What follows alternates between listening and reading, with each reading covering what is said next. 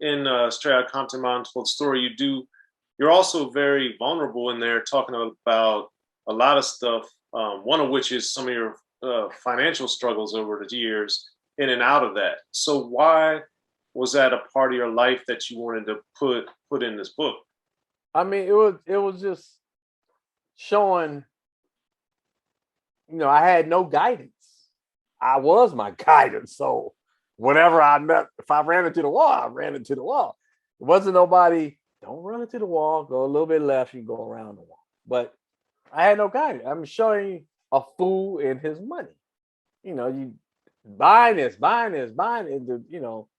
The thing about it wasn't drugs. It wasn't alcohol. It was buying women. But I didn't pay for women. So it wasn't the women. It was just all buying. So and I was just trying to, it's like a testimony, just trying to help the next person. Watch this, have a lawyer. You got to watch your paperwork. Read the paperwork, not just have it. Read that little bitty print. You got to get the magnifying glass to see. So it was just, I'm just hoping somebody else can see and learn something. Because, I didn't know I really didn't know I went through that much stuff until I started writing it. Because I wrote it from the beginning to the end in order. So it's just like, did I do that? Did I buy 50 cars? Did I? Wow. It's just showing you a fool and his money. They will part, that's for sure. Yes. And also you talk about some of your family strife too, with when your daughter was moving to Atlanta, and that was the first time that you really had like a broken heart. Yeah. So what was it about that moment in your life that hit you so hard? I mean, it was just not to be able to do something. I wasn't in the position to do anything. I had to take whatever was coming. I just had to take it. I couldn't help it, fix it. I couldn't do anything. Because I got married then, but I was just coming off of being homeless though, so that was a unique thing. It was 3.5 years. That was unique by itself. So it was just, I felt, like a lot of people hide a lot of stuff. I just kind of told a lot. I mean, that was a hard thing when you grow up near your daughter, your daughter and your son, and then they leaving the state. I'm like, I could have contested it or, but it wasn't a time, it was just, wow. That was some serious, I'm just thinking about it, that was a serious moment, one of the serious moments. So that was hard to deal with right there. That was very hard. Yeah, because A, the fact you had to deal with it, then B, that you were willing to talk about it. I was surprised. Mm-hmm. But as seems to be a lot in your life that you talk about in Straight Outta Compton, My Untold Story, is that these valleys are followed by some super extreme highs, with the Rock and Roll Hall of Fame, having the movie come out, and all this stuff. So how have you been able to kind of react to receiving all these blessings so many times throughout your life, and when you seem like everything's falling apart? What my real thing was? I never stressed about anything. Like, just say a bill come in. You either got the money or you don't got the money. There's no stressing is not going to change that bill. It's not going to pay it. I just look at stuff as, this is what's going on. This is reality.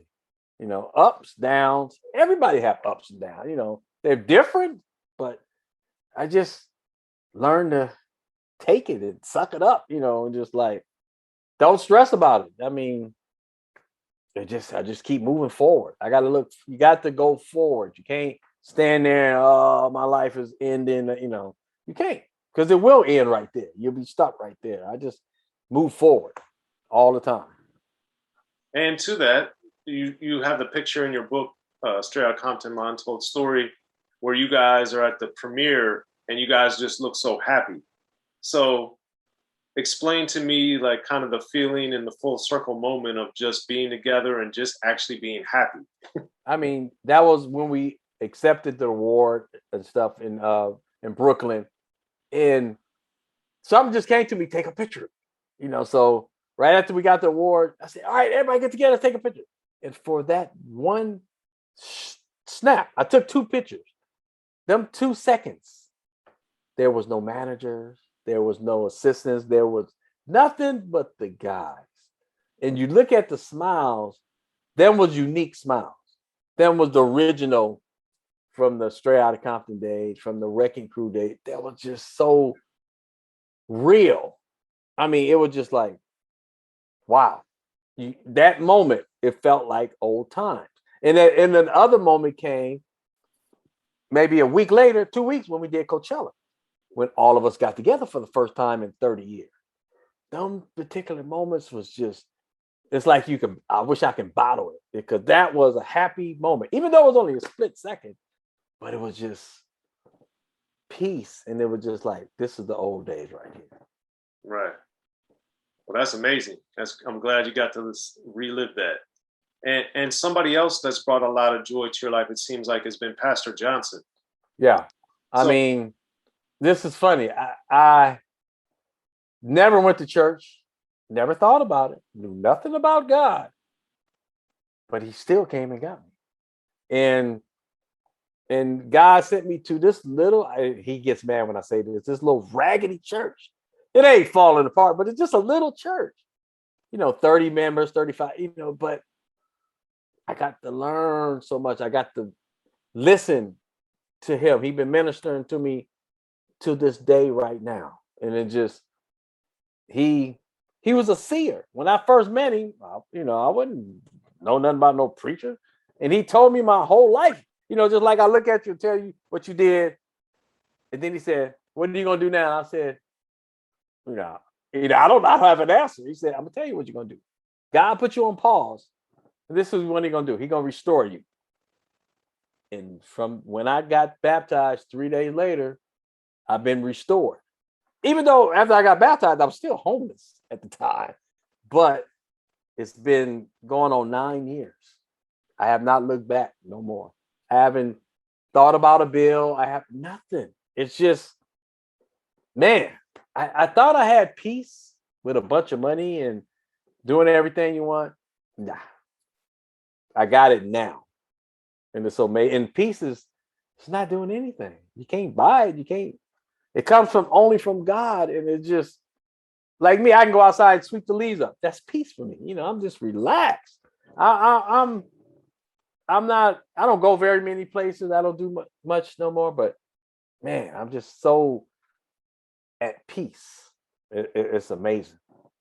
Well, congratulations, man. That's what everybody's striving for. Yeah.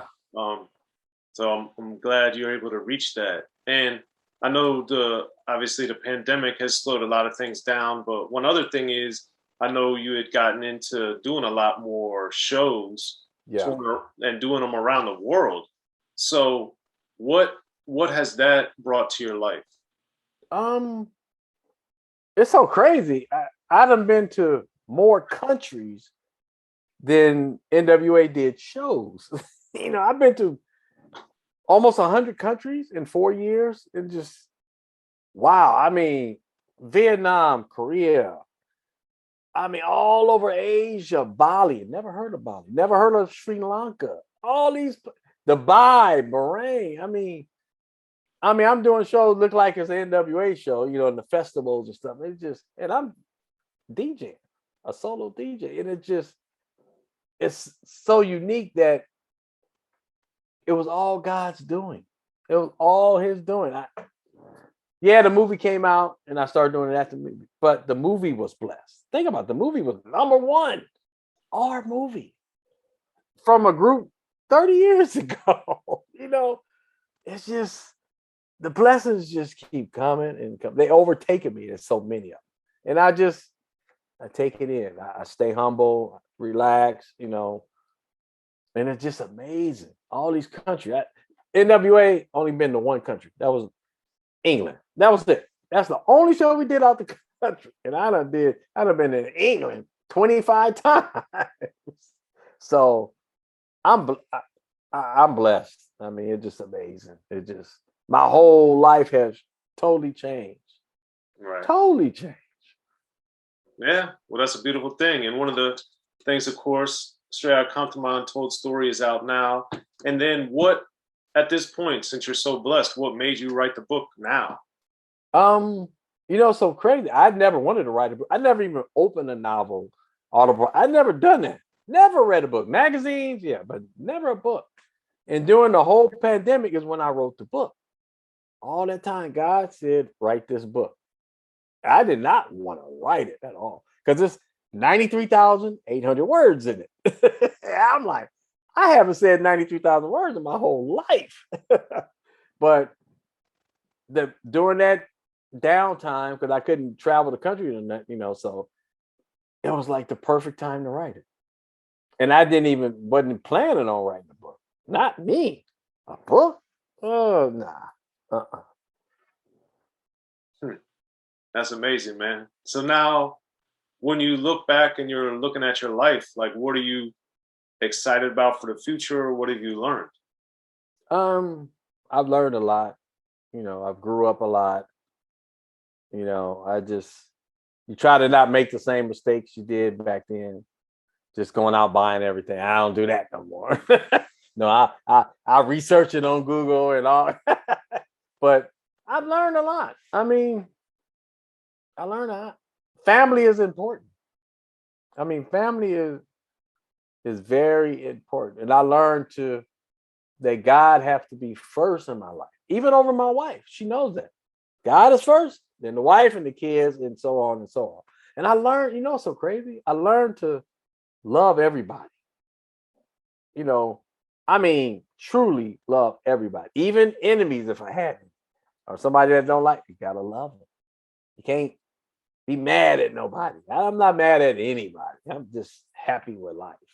And I'm not trying to do too much, trying to relax. I'm just trying to just live, and that's what I want to do. That's all I'm gonna do.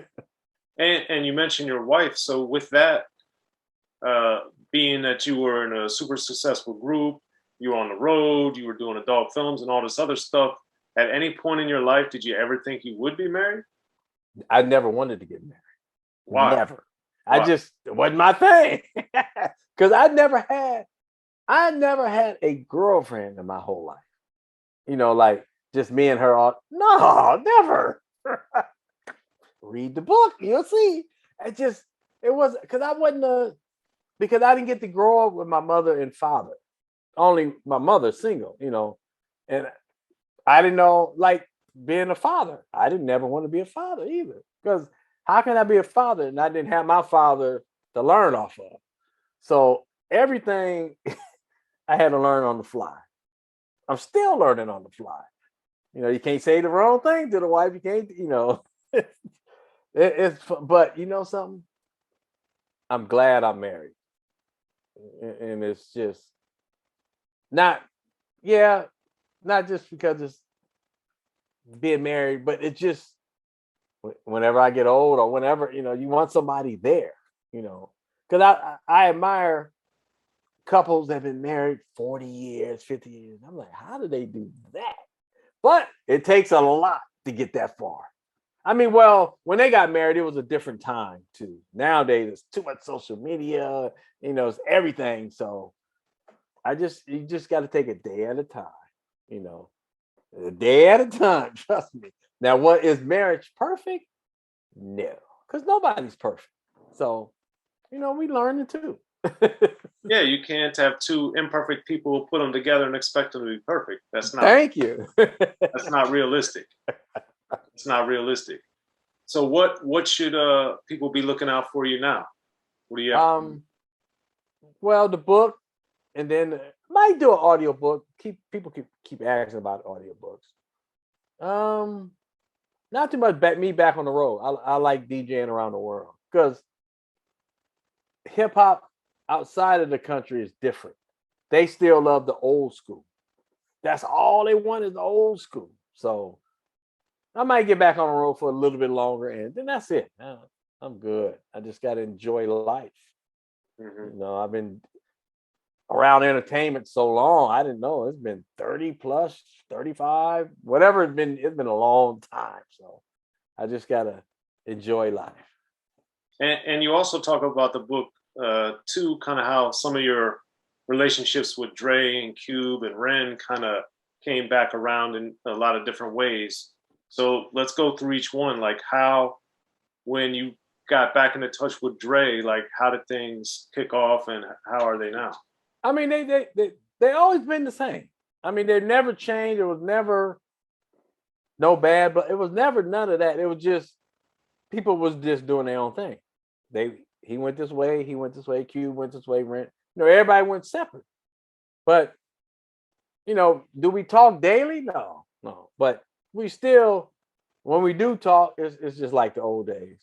You know, it's just like the old with all of them, Cube, Ren, all of them. You know, so. And I try to keep in touch. Well, I was doing shows with E's son, Little E, you know, because he looks so much like his daddy. Oh my God, he looks exactly like his daddy. But yeah, I'll be on the road with him a lot. But yeah, all our relationships are good. I mean, nothing wrong. I mean, it's there. We don't go to dinner, you know, we don't, but it's still there. It's nothing wrong with it. Great. And now when you look back to, I think Eazy's one of the most important people in rap history. For you, what do you think is Eazy-E's significance now with looking back and all you've experienced? What do you think his role is or his significance is in rap? I mean, he opened that style that's still here today. You know, they call it gangster rap, we call it street music, whatever it was, you know, whatever you want to call it. But he was so unique and so different and so ahead of his time. It opened a whole new world.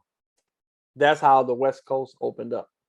There was no West Coast music, you know, it was just all from the East. And now, not just West Coast open up, Cleveland and all these other places down south, you know, all this stuff is opened up because first it was just all New York. That's all it was New York. And then, you know, we broke through, then now everybody's breaking through. So now it's like all around now. So, but if you can go back and say, what started all this? Yeah, of course, me and Dre were there, but it was that E, you know, that voice, that sound, that look, that started a lot. For sure. Well, there it is, Yella. Well, I appreciate it. Anything else you want to add before we go?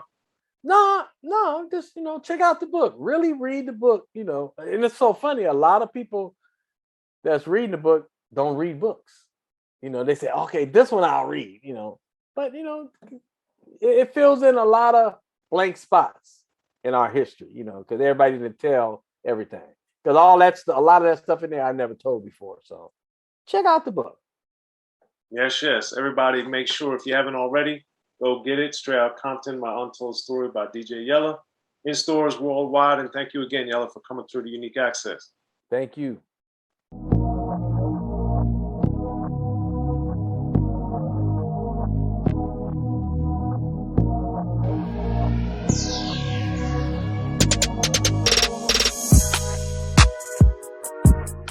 Be sure to check out the History of Gangster Rap by Soren Baker. He's official. History of Gangster Rap features exclusive interviews with Ice-T, Snoop Dogg, MC Ren, the D.O.C, and dozens of others. The History of Gangster Rap, a definitive look at how Los Angeles changed rap forever. In Los Angeles, the streets definitely set the tone of the hip-hop music. At 19, I got a $50,000 car. My whole angle always was, I'll be street, but I will always tell you the horrors that go along with this life. There will be penalties and casualties for just wearing the wrong color in somebody's neighborhood. And once gangster rap made it from the streets to the TV, the genre exploded. With Fab 5 on Yo MTV back with N.W.A. Yo MTV, it just catapulted us from being local heroes to national gangbang rappers. The History of Gangster Rap discusses it all from 1980 up till today. It's always gonna be shit happening in the streets. You know what I mean? So it's always gonna be something to talk about. The History of Gangster Rap in stores now.